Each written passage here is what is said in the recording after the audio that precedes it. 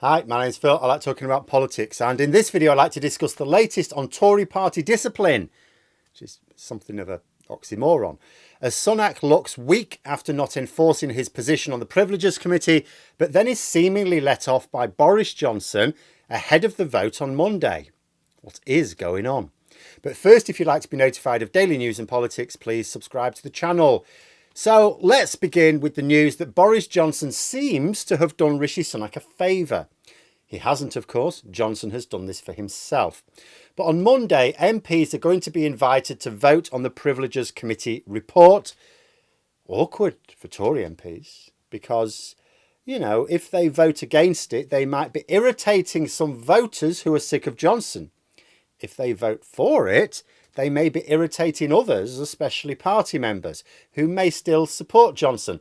What we know is that there's not really much of a split in the public in terms of what they think. But if you look at Conservative voters, there is a split between those who back Johnson and those who do not.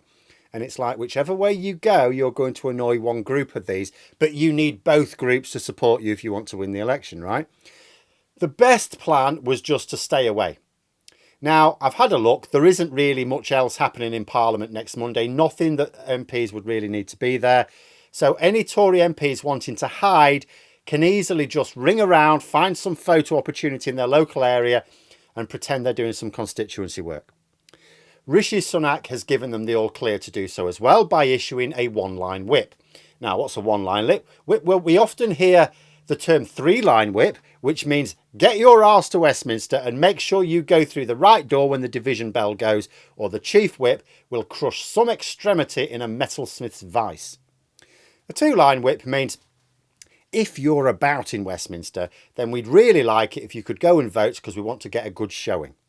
But a one-line whip is basically, oh, you know, if you're about, there might be a vote, you might want to think about going along or not, doesn't matter, you do you, we don't care. So any Tories wanted to abstain have clearance to do so. In fact, Rishi Sunak is not expected to turn up and do anything. But Johnson seems to have made their job even easier by privately telling his allies not to oppose the motion at all. This means that it'll all go through on the nod. A vote doesn't take place if there's no dissension. It will just automatically go through with the assumption being that everyone supports it.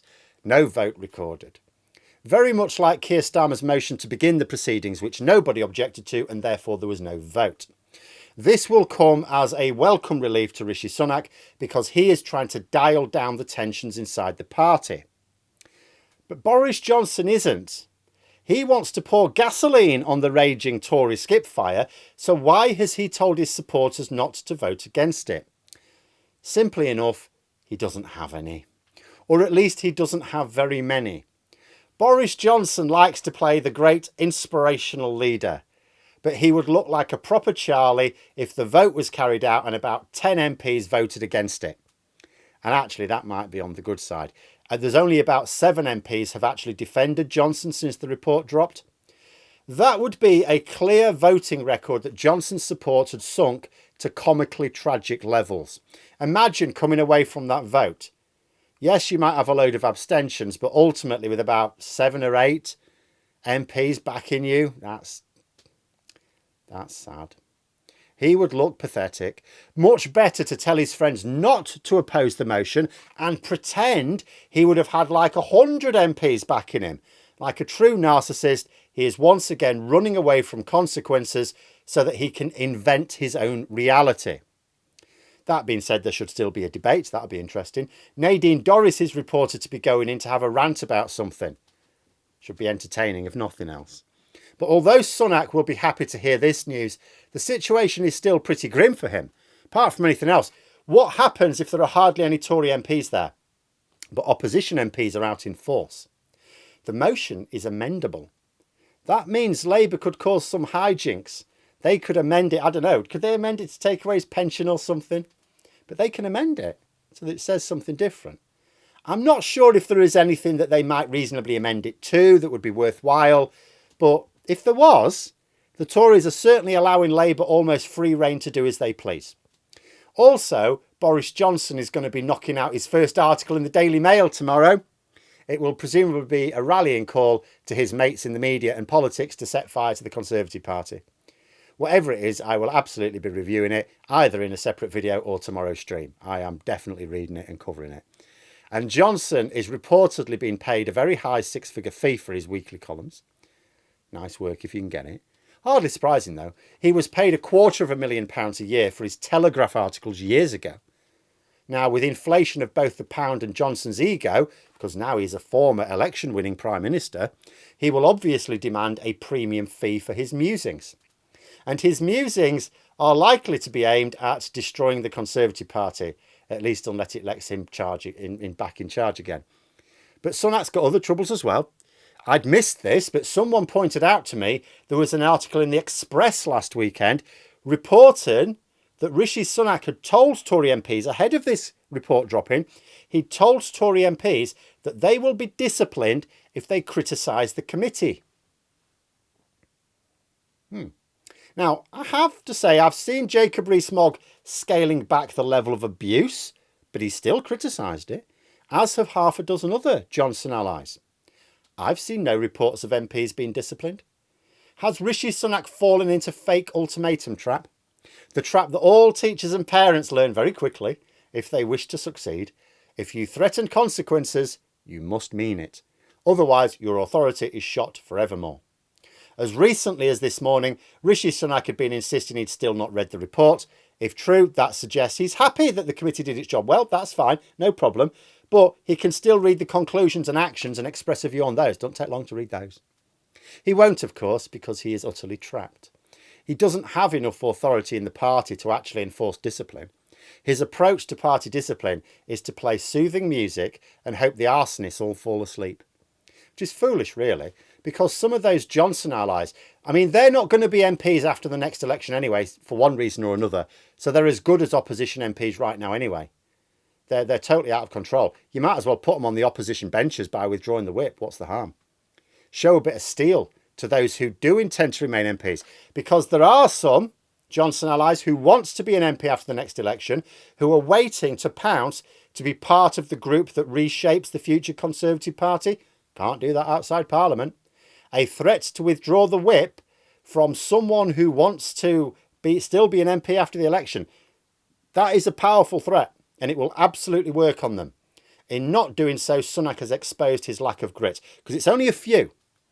It's not like you obviously can't threaten to take the whip off like 40 or 50. It's only a few. But in threatening action, but not following it up, he is shown to be empty. His authority is just drained away.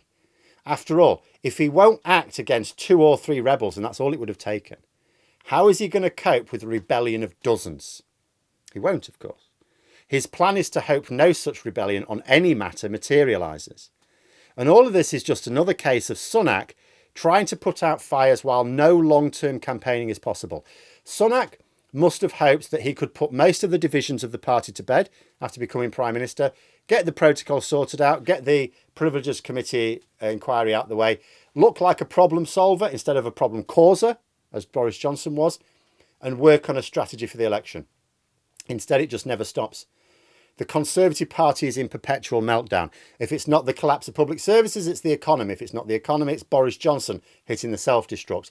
If it's not that, it's Nadine Dorries hitting the source, or it's housing, or green policies, or the COVID inquiry, or the cost of living. There is a steady stream of really quite terrible news all the time. And whenever I'm not talking about some of it, it's because it's been knocked off the schedule by something even more insane or destructive. And this is going to be Sunak's life right up until the election, isn't it? There's no end in sight to this. It doesn't matter whether that election's this autumn, next summer, next autumn. Johnson isn't going to stop causing trouble. He's got his friends in the media. They're not going to. His cult is already working on hijacking candidate selection and working on deselections. The economy continues to melt down, just like I am. And government policy is to not only let it melt down, but encourage it. Polling shows that people think Sunak is failing badly on his 5 pledges. So he either needs to turn that around or bin them and make 5 new ones quickly. The local elections were even worse than expected. These by-elections next month will be absolutely crucial. If he loses both, and I don't know what the odds of that are, but it's definitely on the cards, there will be more concerns about his leadership. And of course, whether Greg Hand's joke is really doing the trick. And while this Tory drama plays out, the public are just watching them thinking, what are you doing? And delaying the general election when the government is clearly dysfunctional is just going to upset more and more voters. But those are my thoughts. Let me know yours in the comments below. Hope you found the video interesting. If you did, please click the like button if you'd like to support the channel further, the join button for memberships, and until next time, I'll see you later.